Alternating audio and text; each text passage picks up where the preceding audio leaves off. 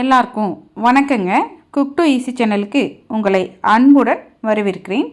இன்றைக்கி நம்ம இன்ஸ்டன்ட் குலாப் ஜாமுன் மிக்ஸை வச்சு எப்படி குலாப் ஜாமுன் செய்கிறதுன்னு பார்க்க போகிறோம். வாங்க என்னென்ன பொருட்கள் வேணும், எப்படி செய்யலான்னு பார்க்கலாம். நான் 250 கிராம் அளவுள்ள கப்பில் ஒரு கப் அளவுக்கு இன்ஸ்டன்ட் குலாப் ஜாமுன் மிக்ஸ் எடுத்துக்கிறேங்க. இந்த மாவை இப்போ நம்ம பால் ஊற்றி பிசைஞ்சு வச்சுக்க போகிறோம்.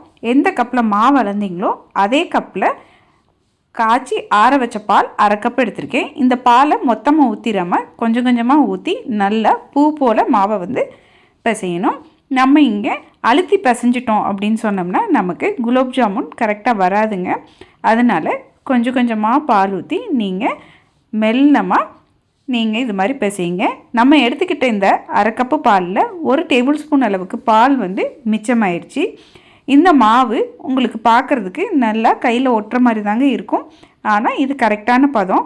நீங்கள் இது மாதிரி செஞ்சுட்டு மாவை ஓப்பன் பண்ணி பார்த்தீங்கன்னா நல்லா ஏர் பபிள்ஸ் நமக்கு இந்த மாவு ரெடியாக இருக்குது. இப்போ இந்த மாவை அழுத்தாமல் லைட்டாக இது மாதிரி பண்ணிவிட்டுங்க. நீங்கள் ஒரு மூடி போட்டோ இல்லாட்டி ஈரத்துணி போட்டோ மூடி ஒரு 10லேருந்து 15 நிமிஷத்துக்கு விட்டுருங்க. இந்த சமயத்தில் நம்ம சக்கரை பாகு ரெடி பண்ணிக்க போகிறோம்.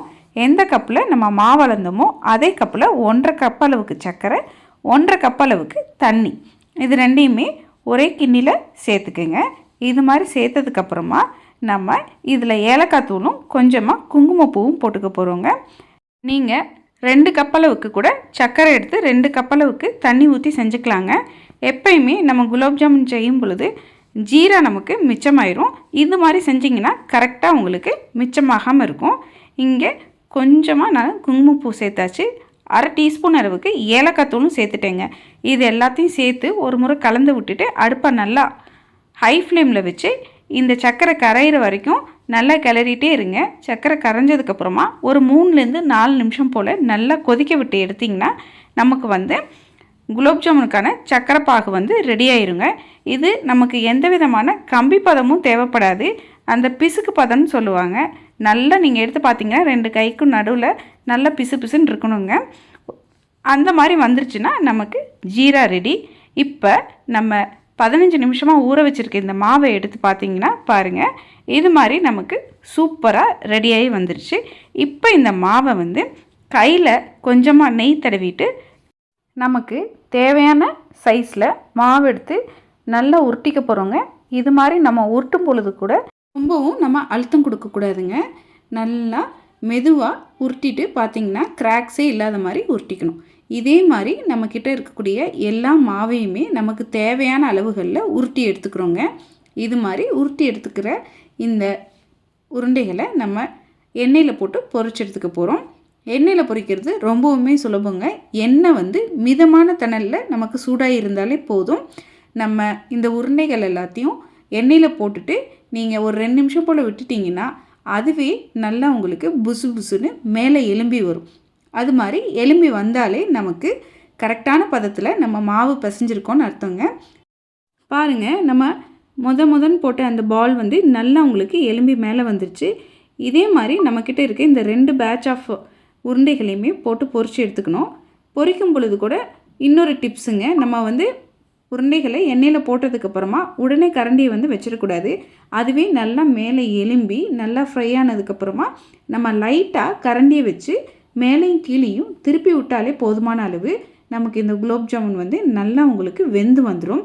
எப்பயுமே குலாப் ஜாமுன் ஃப்ரை பண்ணும் பொழுது அடுப்பு மீடியமான தணலில் தான் இருக்கணும். மீடியமான தணலில் வச்சு நம்ம ஃப்ரை பண்ணும் பொழுது நமக்கு இந்த குலாப் ஜாமுன் நல்லா உங்களுக்கு வெந்து புசு புசுன்னு கிடைக்குங்க. பாருங்கள், இந்த அளவுக்கு நம்ம பொரித்து எடுத்துக்க போகிறோம். பொரித்து எடுத்துக்கிட்ட இந்த உருண்டைகளை சூடான சக்கரை பாகில் உடனேயே போட்டணுங்க. நம்ம கவனிக்க வேண்டிய 2வது டிப் என்னென்னா, நம்மளுடைய சக்கரை பாகு வெதுனாவது இருக்கணும். சூடாக இருக்கிற மாதிரி பார்த்துக்குங்க. அப்போ தான் நம்ம குலாப் ஜாமுன் சுட்டு போட்ட உடனேயே இது சக்கரைப்பாகை நல்லா உறிஞ்சி உங்களுக்கு குலாப் ஜாமுன் நல்லா ஜூஸியாக கிடைக்குங்க. இதே மெத்தடில் நம்மக்கிட்ட இருக்கக்கூடிய 2வது பேட்ச் ஆஃப் குலாப் ஜாமுனையுமே ஃப்ரை பண்ணி எடுத்தாச்சு. இப்போ பாருங்கள், நம்மளுடைய எல்லா குலாப் ஜாமுனையுமே ஃப்ரை பண்ணி சக்கரைப்பாகில் போட்டாச்சு. இது சக்கரைப்பாகில் மினிமம் 1 ஹவருக்கு ஊறி வரணும். 1 மணி நேரத்துக்கு அப்புறமா திரும்பவும் பார்க்கலாங்க. இந்த குலோப் ஜாமுன் எவ்வளவுக்கு அந்த சக்கரை பாகை வந்து உறிஞ்சி இருக்குன்னு. நமக்கு சக்கரை பாகும் இதில் வந்து வேஸ்ட் ஆகாது. 1 மணி நேரத்துக்கு அப்புறமா பாருங்கள், நம்மளுடைய குலோப் ஜாமுன் நல்ல சக்கரை பாகு எல்லாத்தையும் உறிஞ்சி புசு புசுன்னு வந்திருக்கு. பாருங்கள், இவ்வளோ தான் நமக்கு சக்கரை பாகு வந்து மிச்சமாக இருக்குது. இந்த அளவுக்கு நம்ம சக்கரை பாகு ரெடி பண்ணாலே நமக்கு போதுமான அளவாக இருக்கும்.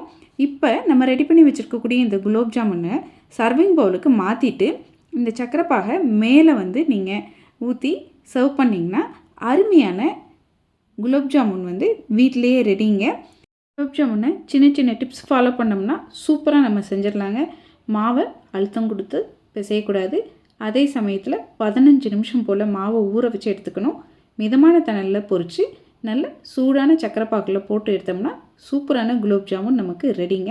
டிப்ஸை ஃபாலோ பண்ணோம்னா நமக்கும் நல்ல சாஃப்டான குலோப் ஜாமுன் கிடைக்குங்க. நீங்களும் இதே அளவுகளோட ஒரு முறை இந்த குலோப் ஜாமுன் ரெசிபியை செஞ்சு பாருங்கள், சுவைத்து பாருங்கள். கண்டிப்பாக உங்களுக்கு சுவை பிடிக்குங்க. உங்களுக்கு இந்த ரெசிபி பிடித்திருந்தால் குக் டு ஈஸி சேனலை லைக் பண்ணுங்கள், ஷேர் பண்ணுங்கள், கமெண்ட் பண்ணுங்கள். மறக்காமல் நம்ம குக் டு ஈஸி சேனலை சப்ஸ்கிரைப் பண்ணிக்கோங்க. வணக்கங்க.